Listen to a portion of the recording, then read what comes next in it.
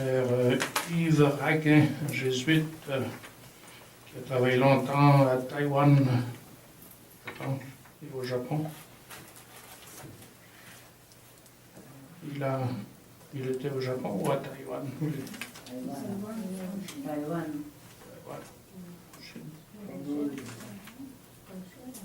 Alors, il a dit qu'il ne trouve pas de plus beau texte pour dire comment on aime Dieu que celui-ci de Saint Augustin. Voici ce que dit Saint Augustin. Qu'est-ce que j'aime en t'aimant? Ce n'est pas la beauté des corps, ni leur grâce périssable, ni l'éclat de la lumière si cher à mes yeux, ni les douces mélodies, ni les cantilènes aux tons variés, ni l'odeur suave des fleurs, ni les parfums, ni les aromates, ni la manne, ni le miel, ni les membres faits pour les étreintes de la chair. Non, ce n'est pas tout cela que j'aime quand j'aime mon Dieu. Et cependant, il est une lumière, une voix, un parfum, une nourriture, une étreinte que j'aime quand j'aime mon Dieu. C'est la lumière, la voix, le parfum, l'étreinte de l'homme intérieur qui est en moi. Là où resplendit pour mon âme une lumière que ne limite aucune étendue, où se déroulent des mélodies que n'emporte pas le temps, où s'exhalent des parfums qui ne se dissipent pas au souffle du vent, où l'on goûte un aliment que nulle voracité ne fait disparaître, et des étreintes que nulle satiété ne dessert. Voilà ce que j'aime quand j'aime mon Dieu. Voilà pour ce beau texte de Saint Augustin, tiré des Confessions.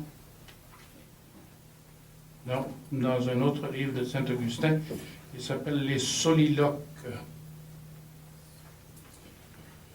Voilà.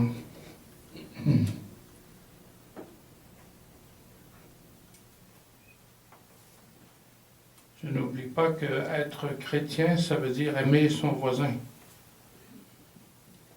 Le cardinal Martini, en 2006, on lui demandait qu'est-ce que ça signifie pour vous être chrétien en ce début du XXIe siècle.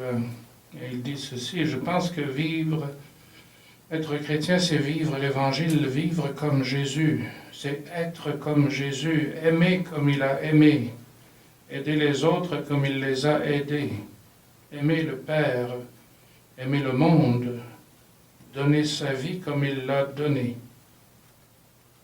C'est cela, être chrétien. Un peu comme le cardinal là-bas que je lisais ce matin.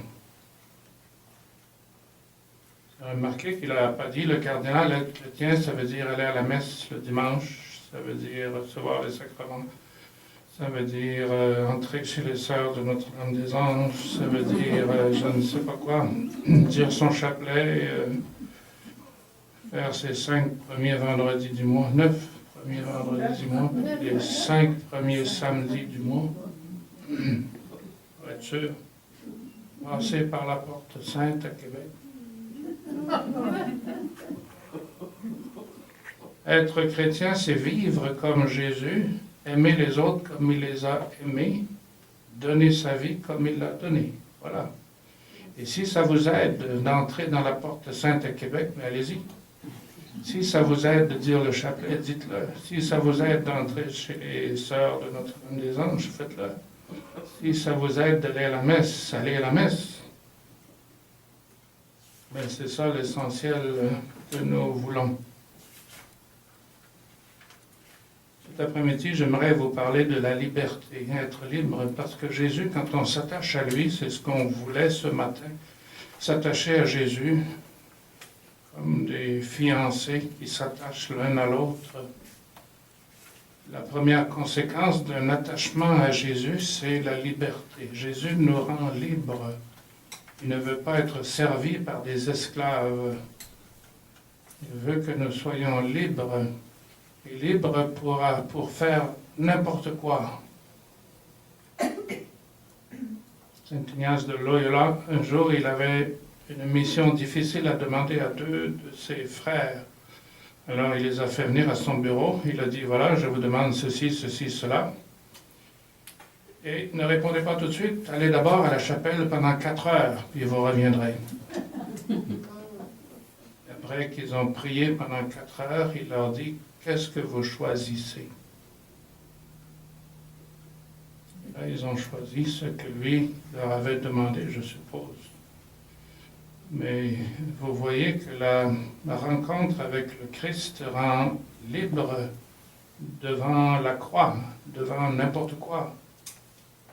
Le père Maximilien Kolb, il était libre quand il a offert sa vie. Il y a beaucoup d'exemples, encore une fois, de cette liberté-là.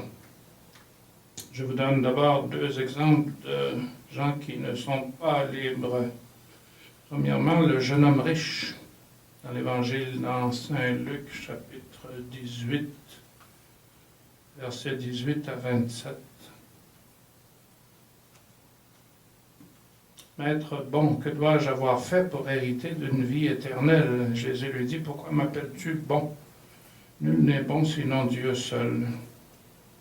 Commets pas d'adultère, ne tue pas, ne vole pas. Honore ton père et ta mère. Tout cela, je l'ai observé depuis ma jeunesse. Jésus, ayant entendu cela, lui dit, une seule chose te fait défaut. Tout ce que tu possèdes, vends-le et distribue-le aux pauvres. Et tu auras un trésor aux cieux. Puis viens, suis-moi. Mais lui, ayant entendu cela, devint tout attristé, car il était très riche. Ça, le problème, c'est la richesse. Ce à quoi nous nous attachons nous coupe nous rend sourds aux appels de Dieu, nous rend sourds à la parole de Dieu. Le jeune homme riche, Jésus n'a pas dit qu'il était méchant, qu'il était mauvais, mais il n'a pas suivi Jésus et ne fait pas partie du nombre des 12 apôtres.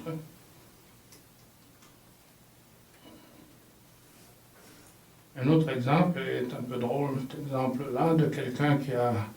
C'est un journal français qui n'est pas libre. C'est à l'époque de Napoléon Bonaparte. Il y avait un journal à Paris qui s'appelait Le Moniteur universel. Et puis vous savez que Napoléon, quand on l'a attrapé, on l'a exilé sur l'île d'Elbe. L'île d'Elbe, c'est tout près de l'Italie.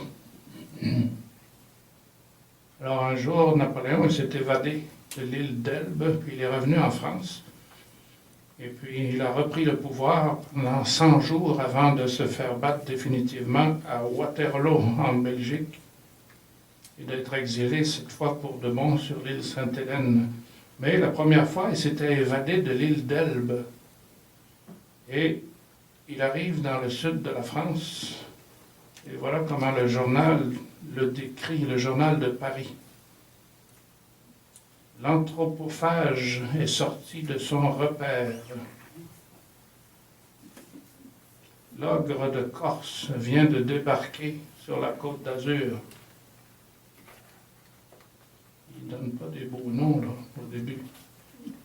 Ça, c'est en 1815, le 10 mars. Le 11 mars, le tigre est arrivé à Gap. 12 mars. Le monstre a couché à Grenoble. 13 mars. Le tyran a traversé Lyon. 18 mars. L'usurpateur est à 60 lieues de la capitale. 19 mars. Bonaparte s'avance à grands pas, mais il n'entrera jamais dans Paris. 20 mars. Vous voyez comme le titre change. 20 mars, Napoléon sera demain sous nos remparts. 21 mars, l'empereur arrive à Fontainebleau. 22 mars, Sa Majesté impériale et royale a fait son entrée hier soir dans son château des Tuileries au milieu de ses fidèles sujets. Voilà quelqu'un qui fait de l'aplaventrisme, le journal qui se met à ventre devant ce Napoléon qui décrivait comme un monstre, un ogre, un tigre. Au début, quand il était loin, mais plus il se rapproche, plus... Alors, ça peut nous arriver quand nous sommes trop attachés à nous-mêmes ou à certaines de nos possessions, nos possessions matérielles ou encore intellectuelles ou notre façon d'être. Quand on s'attache, on n'est pas toujours libre.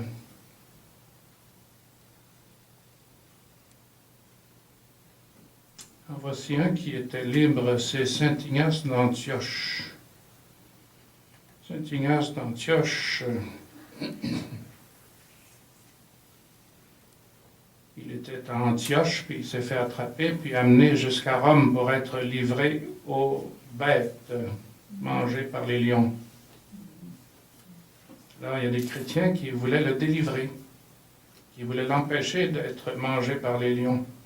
Et voici ce qu'il écrit, lettre de Saint Ignace d'Antioche aux Romains. Il dit ceci, c'est de bon cœur que je vais mourir pour Dieu, si du moins vous ne m'en empêchez pas.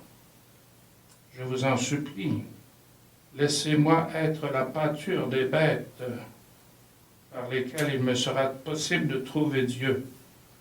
Je suis moulu par la dent des bêtes. Flattez plutôt les bêtes pour qu'elles soient mon tombeau, qu'elles ne laissent rien de mon corps. C'est alors que je serai vraiment disciple de Jésus-Christ. Je suis enchaîné à 10 léopards, c'est-à-dire un détachement de soldats. Quand on leur fait du bien, ils deviennent pires. Mais par leur mauvais traitement, je deviens davantage un disciple. Je souhaite que les bêtes soient promptes pour moi. Je les flatterai pour qu'elles me dévorent promptement. Non comme certains dont elles ont eu peur et qu'elles n'ont pas touché. Et si par mauvaise volonté elles refusent, moi je les forcerai. Est-ce que vous avez le même esprit à l'intérieur? C'est maintenant que je commence à être disciple. Alors, quel que soit le martyre, pourvu seulement que je trouve Jésus-Christ. Voilà quelqu'un qui est libre, mais nous ne sommes pas tous libres. Il est très difficile à un riche d'entrer dans le royaume des cieux. Les martyrs de l'Ouganda, ils ont eu à peu près 3 minutes pour décider s'ils allaient vivre ou pas. Le roi Mwanga, qui avait des pages, c'était des adolescents qui étaient à son service et il faisait toutes sortes de choses avec ces pages et il avait certaines conduites qui ne convenaient pas à la vie chrétienne de ces pages qui avaient été converties petit à petit par mes confrères, les Pères Blancs d'Afrique. Alors, à mesure qu'ils devenaient chrétiens, ils ne faisaient pas tout ce que leur roi leur demandait, comme d'aller tuer quelqu'un ou d'aller je ne sais pas quoi, ou d'avoir certaines pratiques sexuelles, je ne sais pas. Alors il refusait de plus en plus, et le roi s'est fâché. Un jour, il a fait venir tous ses pages, et il leur a dit, ceux qui prient, mettez-vous à droite, et ceux qui ne prient pas, à gauche. Alors les jeunes ont eu environ 2 minutes pour décider de leur mort ou de leur vie. C'est rapide pour un discernement spirituel. Très rapide. Alors, ceux qui priaient se sont mis du côté droit.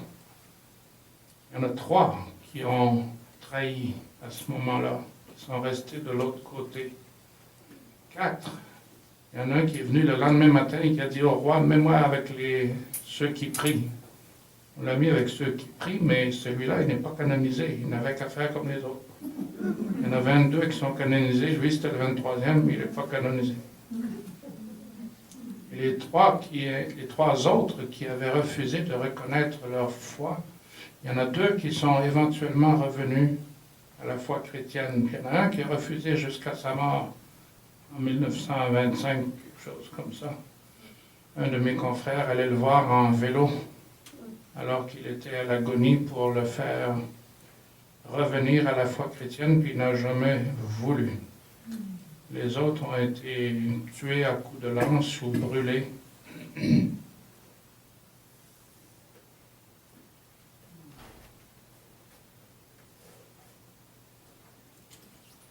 Être libre, ça veut dire obéir à sa conscience. Voici ce que disait un théologien, un grand théologien.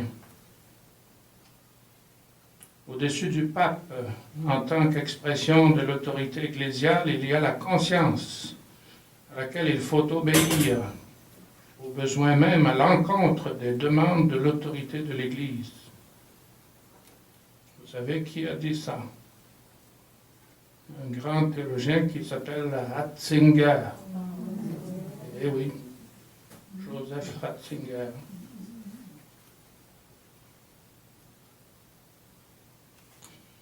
La liberté, être libre, obéir à sa conscience. Un chrétien, c'est quelqu'un qui obéit à sa conscience d'abord. Le cardinal Newman, un jour, dans une réception protocolaire avec des ambassadeurs, il a porté un toast au pape parce qu'il devenait catholique. Il était protestant, Newman, et ensuite il est devenu catholique. Alors, étant cardinal, il a pris un verre de champagne, il a dit « Je bois à la santé du pape ». Et avant de boire son champagne, il a dit « À la conscience d'abord ». Et là, il s'est envoyé ça derrière la cravate.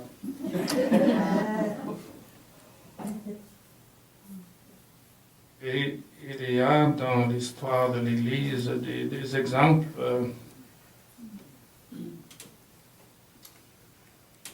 de liberté chrétienne. Le premier exemple, c'est Jésus. Jésus a obéi à la loi juive, mais pas toujours. Très souvent, il ne se lavait pas les mains jusqu'au coude, comme les Juifs faisaient pour être purifiés avant de manger, puis il retirait son bœuf du puits le jour du sabbat. En tout cas, il faisait toutes sortes de choses qui étaient interdites. Jésus était libre. Il a été élevé dans la foi juive et Marie lui a certainement dit, le jour du sabbat, il ne faut pas faire plus qu'1 kilomètre. Il y avait 613 commandements, on lui a appris cela, mais il en prenait, il en laissait selon ce que l'Esprit Saint lui disait. La mesure de sa conscience, c'était l'Esprit du Père qui était en lui. Et il enseignait comme quelqu'un qui a autorité. Et c'est ça qui a éventuellement causé sa mort, parce qu'il s'opposait à la loi juive.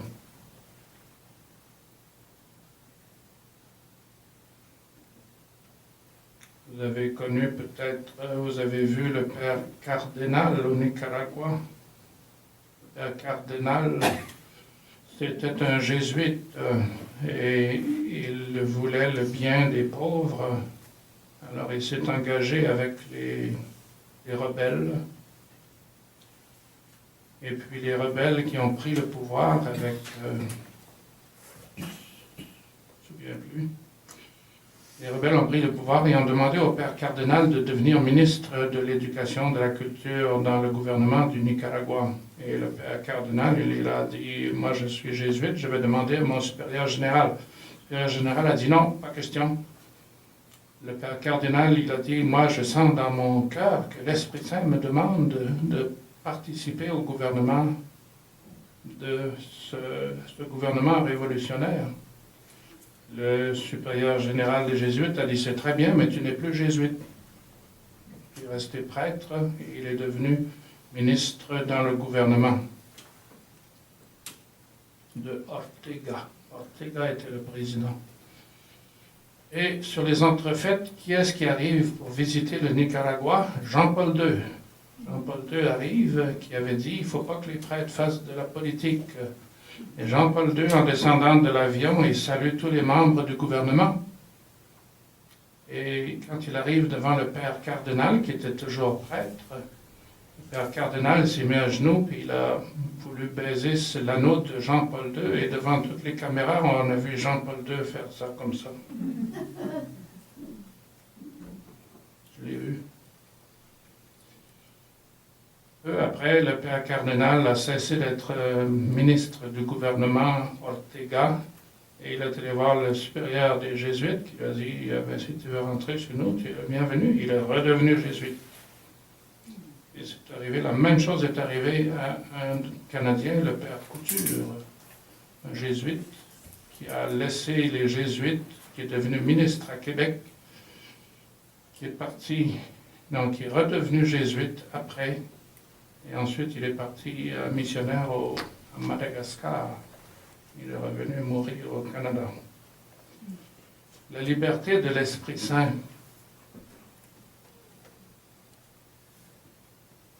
Mère Teresa aurait pu continuer d'enseigner à des filles riches à Calcutta.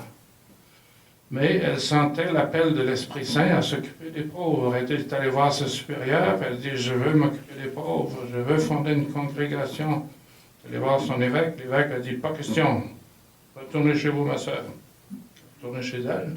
L'année d'après, retournez voir l'évêque. « Je veux fonder une congrégation, je sens un appel de l'Esprit Saint. » Et l'évêque a dit « Très bien, allez-y. » Elle a fondé les Sœurs de la Charité. C'est ça la liberté des enfants de Dieu. Mais il faut être libre.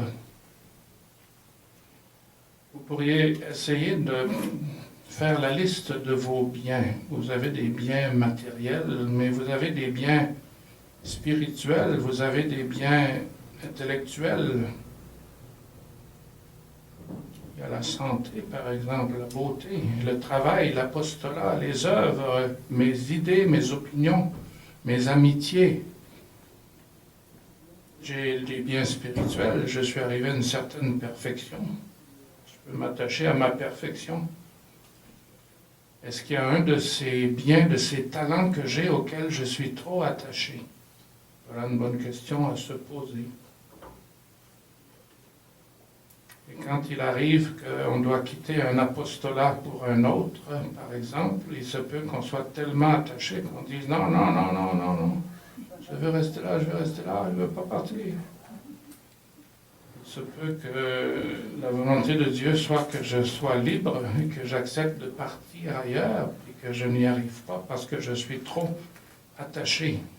Ça arrive. Il y a une façon pour devenir libre, c'est de s'attacher à Jésus davantage. Quand on a découvert le trésor caché dans le champ, on est capable d'aller vendre tous ses biens. Il faut d'abord avoir trouvé le trésor. Quand on a trouvé une perle de grand prix, on est capable de vendre tout ce qu'on a pour aller chercher la perle. Celui qui veut me suivre, dit Saint Luc au chapitre 9, qu'il prenne sa croix chaque jour. Les renards ont des tanières, le Fils de l'homme n'a pas pour reposer la tête. Laisse les morts enterrer les morts. Si ton œil droit entraîne ta chute, arrache-le, jette-le loin de toi. Quel avantage vous avez à gagner le monde entier si vous perdez votre âme?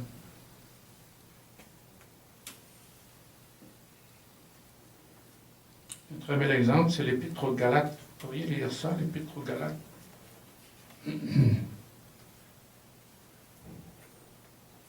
Les Galates, Saint Paul est allé voir les Galates, puis il leur a prêché Jésus. Ils ont dit, oui, nous acceptons Jésus. Jésus est notre sauveur. Puis dès qu'il est parti, qu'il a eu le dos tourné, ils sont revenus à la loi juive.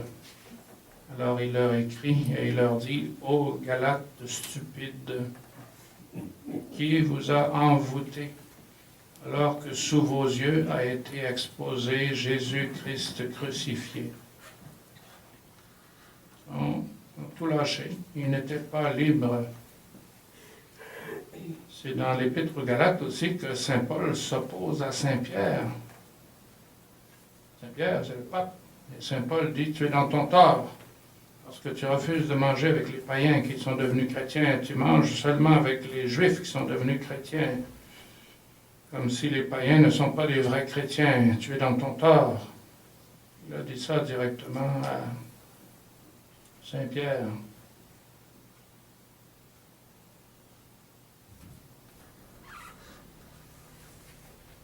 Vous lirez ça dans l'Épître aux Galates, très intéressant. Je dis à Céphas devant tout le monde, si toi qui es juif, tu vis à la manière des païens et non à la juive, comment peux-tu contraindre les païens à se comporter en juifs? Chapitre 5, verset 1. C'est pour que nous soyons vraiment libres que Christ nous a libérés. Tenez donc ferme et ne vous laissez pas remettre sous le joug de l'esclavage. Vous, frères, c'est à la liberté que vous avez été appelés, seulement que cette liberté ne donne aucune prise à la chair. Mais par l'amour, mettez-vous au service les uns des autres. Si vous êtes conduits par l'Esprit, vous n'êtes plus soumis à la loi. Très beau texte de Saint Paul sur la liberté chrétienne. D'autres belles phrases. Les moines de Tibérine, vous avez peut-être vu le film sur les moines de Tibérine qui ont été assassinés. Et dans le film, il y a le frère Luc, celui qui est médecin, qui dit ceci. Il dit, nous sommes dans une situation à risque, mais nous persistons dans la foi et la confiance en Dieu. C'est par la pauvreté, l'échec et la mort que nous allons vers lui. C'est par la pauvreté, l'échec et la mort que nous allons vers lui. Il faut être libre devant la mort pour dire cela.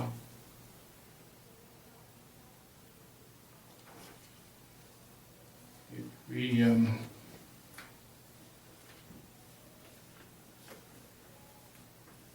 des choses drôles aussi.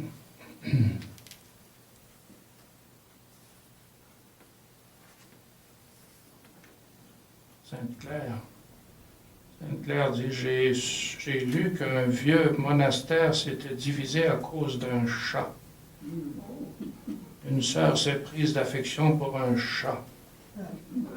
La propriétaire du chat commença à regarder de travers les sœurs qui ne voulaient pas rester en deux, celles qui étaient avec le chat et celles qui étaient contre. Les choses que nous aimons s'attachent à nous. Je ne sais pas si c'est les choses qui s'attachent à nous, c'est nous qui nous attachons aux choses. Alors la solution, elle parle à François, elle dit, François, regarde Dieu. Si tu regardes Dieu, tout ce qui te préoccupe deviendra insignifiant.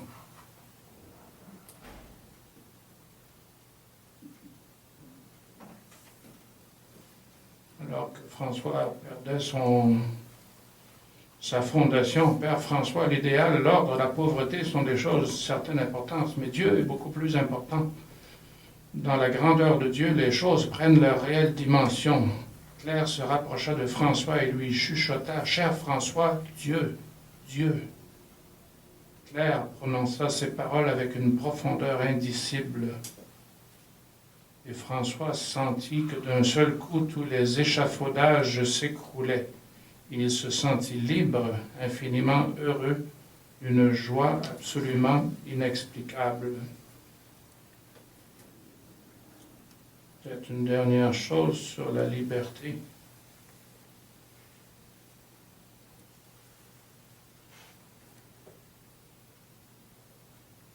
Le cardinal Martini,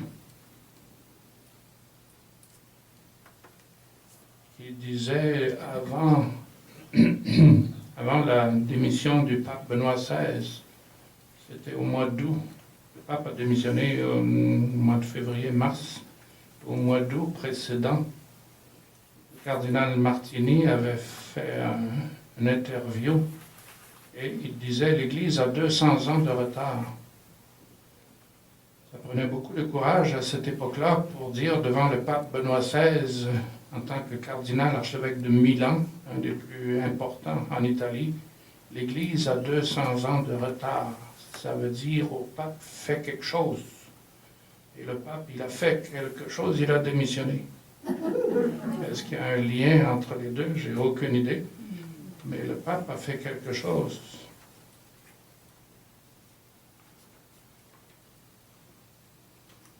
Il dit l'Église a 200 ans de retard, mais pourquoi ne se secoue-t-elle pas? Avons-nous peur?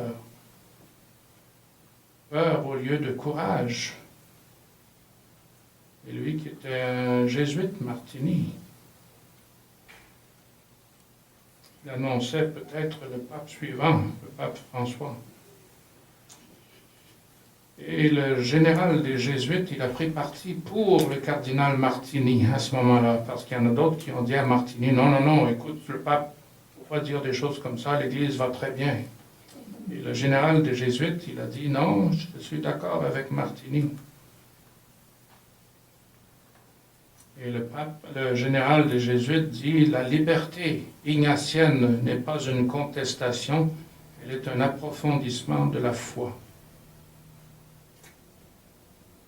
Et c'est cette profondeur qui donne la liberté, qui fait parler avec une telle liberté. Saint Ignace était un homme libre. La liberté vient lorsqu'on se met à l'écoute de l'esprit.